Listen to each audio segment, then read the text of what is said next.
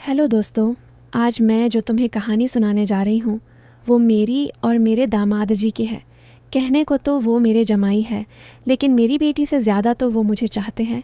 और कहानी सुनकर आपके होश ही उड़ जाएंगे कि एक दामाद भी अपनी सास के साथ ऐसा कर सकता है। तो कहानी में आखिर तक बने रहना। और हाँ, एक और बात सुनो, अगर मुझसे बात करना चाहते हो तो अपना नाम कमेंट में ज़रूर लिखे। तो चलो अब शुरू करती हूँ। मैं हूँ नीता। नहीं, पूरा नाम नीतू। उम्र अभी अभी 42 की हुई हूँ, पर लोग कहते हैं कि 32 से ज़्यादा नहीं लगती। गांव की हूँ, पर शादी के बाद शहर में बस गई।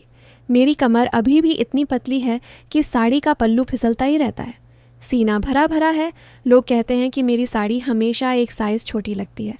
चेहरा गोल, होंठ मोटे मोटे, आंखें काजल से भरी रहती हैं। और हाँ, जब चलती हूँ तो मेरी चाल में कुछ ऐसा है कि पीछे से देखने वाले की नज़र अटक जाती है। बस इतना ही बताती हूँ, बाकी तुम खुद सोच लो। जब मिलोगे तो पता चल जाएगा। मिलोगे ना? अब जो बात मैं बताने जा रही हूँ वो मेरी और मेरे दामाद, हाँ, मेरे दामाद राहुल की है। मेरी बेटी प्रिया की शादी को अभी 1.5 साल ही हुए हैं। राहुल बहुत अच्छा लड़का है। 28 साल का, लंबा चौड़ा कंधा, आवाज़ भारी भारी। जब भी घर आता है तो मुझे मम्मी जी कह के गले लगाता है। उसकी बाहों में एक अजीब सी ताकत है। जब गले लगाता है तो मेरी सांसें एक पल को रुक जाती हैं। मैं भी शर्माती हूँ, पर मन ही मन अच्छा लगता है। शुरू शुरू में तो सब नॉर्मल था, पर पिछले 6-7 महीने से कुछ बातें बदलने लगी हैं। मेरी बेटी प्रिया को नौकरी लग गई थी दूसरे शहर में। वो हफ्ते में सिर्फ शनिवार रविवार को आती है। बाकी 5 दिन राहुल अकेला रहता है हमारे साथ, मतलब मेरे और मेरे पति के साथ। पर मेरे पति तो सुबह 6 बजे फैक्ट्री चले जाते हैं और रात 11 बजे आते हैं। तो दिन भर घर में सिर्फ मैं और राहुल। सुबह उठते ही मैं चाय बनाती हूँ। राहुल बिना बनियान के सिर्फ पैंट में किचन में आ जाता है। उसका सीना चौड़ा, बाल उगे हुए। मैं चाय छानते वक्त आंख उठाकर देखती हूँ तो वो मुस्कुराता है। कहता है, मम्मी जी आप तो सुबह सुबह भी इतनी सुंदर लगती हो। मैं हंस के टाल देती हूँ, जो बदमाश बहू से कहूँगी, पर अंदर से कुछ गुदगुदी सी होती है। फिर नहाने जाती हूँ तो जानबूझकर बाथरूम का दरवाज़ा पूरा बंद नहीं करती। एक छोटा सा गैप छोड़ देती हूँ। मुझे पता है राहुल हॉल में बैठा टीवी देख रहा है, पर उसकी नज़र बार बार बाथरूम की तरफ जाती है। मैं साबुन लगाते वक्त थोड़ा ज़्यादा झुकती हूँ, पीठ उसकी तरफ करती हूँ। मुझे लगता है वो देख रहा है और मुझे बहुत मज़ा आता है। एक दिन मैंने साड़ी का पल्लू जानबूझकर गिरा दिया था झाड़ू लगाते वक्त। मैंने झुक के झाड़ू लगाई। राहुल सोफे पर बैठा था। उसने आवाज़ दी, मम्मी जी आप झुकते हुए अच्छी लग रही हो। मैंने मुड़ के देखा तो वो आंखों ही आंखों में मुस्कुरा रहा था। मैं शर्माते हुए बोली, तूने देख लिया ना? वो बोला, देख तो लिया, पर कुछ ज़्यादा नहीं देखा। उसकी बात में कुछ ऐसा था कि मेरी सांसें तेज़ हो गईं। रात को खाना खाने के बाद प्रिया फ़ोन करती है। राहुल फ़ोन पर बात करता है तो मैं उसके बगल में बैठ जाती हूँ। कभी उसका कंधा छू जाता है। वो फ़ोन पर हंसता है, पर उसका हाथ मेरे कंधे पर आ जाता है। मैं हटाती नहीं। मुझे लगता है अब कुछ होने वाला है, बस एक मौका चाहिए। फिर एक दिन ऐसा हुआ, मैं सुबह सुबह पूजा कर रही थी। लाल साड़ी पहनी थी, टाइट। मैंने अगरबत्ती जलाई तो धुआं बहुत हुआ।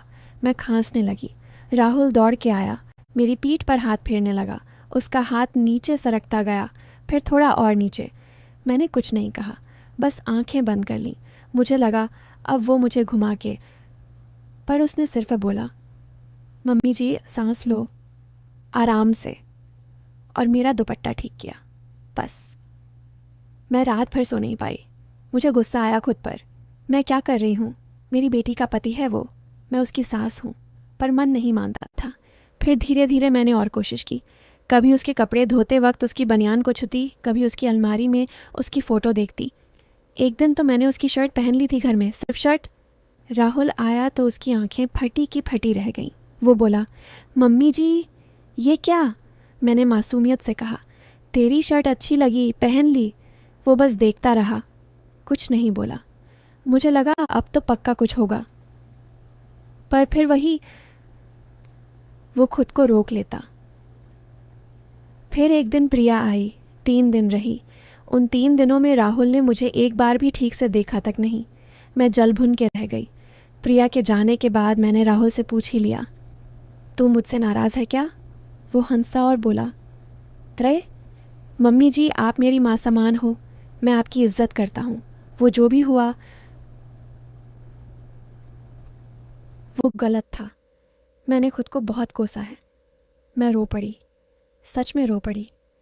मैंने उससे माफ़ी मांगी, बोली, मैं पागल हो गई थी राहुल, मुझे माफ़ कर दे। उसने मुझे गले लगा लिया, बिल्कुल बेटे की तरह। उस दिन के बाद हमारा रिश्ता बिल्कुल साफ़ हो गया। अब वो सच में मेरा बेटा है, मैं उसकी माँ, और मुझे आज तक अफसोस है कि मैंने कभी उसकी नीयत पर शक किया। पर दोस्तों, कहानी अब भी ख़त्म नहीं हुई। असल ट्विस्ट तो अब आया। जब मैंने राहुल से माफ़ी मांगी थी ना, उस रात मैं अपने कमरे में रो रही थी। तभी दरवाज़ा खुला। राहुल अंदर आया, बोला, मम्मी जी, मैं आपसे कुछ कहना चाहता हूँ। मैंने आंसू पोंछे और बोली, बोल बेटा। वो मेरे बगल में बैठ गया।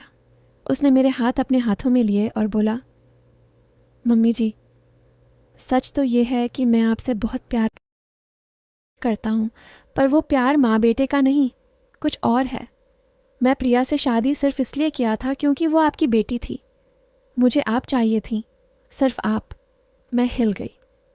वो आगे बोला, मैंने हर बार खुद को रोका क्योंकि मुझे लगा राहुल चला गया और मैं आज अकेली रहती हूँ।